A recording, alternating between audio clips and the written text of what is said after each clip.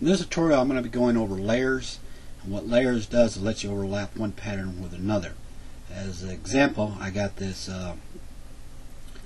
waistband belt here on the outside. Typically the way I would do it, or used to do it, is that you can still kind of do it this way, arrange all patterns, is I would always just go ahead and drag that out further to the right, this band here, and when it's simulated, when the top of the swimsuit would reach to the mesh or the avatar first and the bottom would reach first, then the waistband would reach second. That would be the last one that would overlap.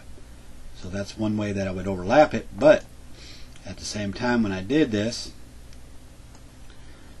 and let it simulate here, it also caused another problem. Okay, it's not wanting to settle down in this area, and there'd be a couple reasons why it's not settling down. It could be something wrong with the pattern design. There could be too short, wrong position, a lot of things.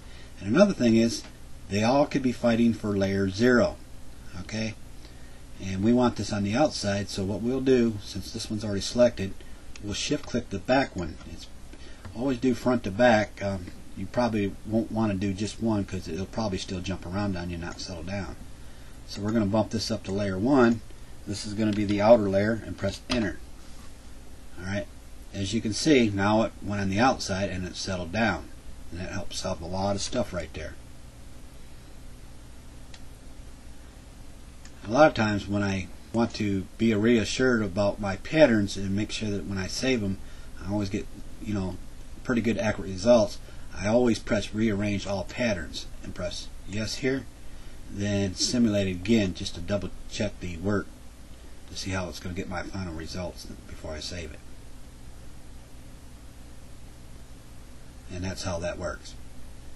Now let's do some vice versa work here. Let's stop the simulation. Let's go ahead and switch all these properties back to 0. Now I want that on the inside. Let's say this, you wanted some panties on the inside. Well, remember we set this one to 0, which is going to be the inner one. Now we need to now since this belt waistband is kind of in between the top one and the bottom one, we need to select both of these because they're kind of right in the middle, and also do front to back. Alright, now we want to put this one to layer 1. Now when I simulate this, this waistband will disappear because it'll be the inner layer. So when I simulate it, it'll go away, and I'll turn on the transparency so you can kind of see. That's where you'd want to kind of put maybe some panties on the inside. And you notice that it's not jumping around. So if I wanted to switch all that back,